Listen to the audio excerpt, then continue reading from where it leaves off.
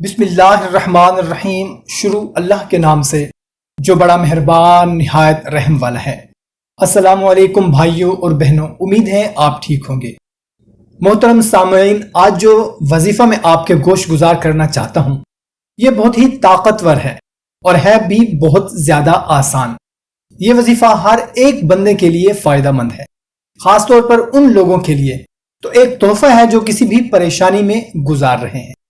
پریشانی چاہے کسی بھی قسم کی ہو، آپ نے کرنا یہ ہے کہ جمعہ کے دن فجر سے لے کر مغرب سے پہلے کسی بھی وقت اول و آخر 7 مرتبہ درود پاک کے ساتھ 313 مرتبہ اللہ الصمد پڑھنے کا معمول بنائیں۔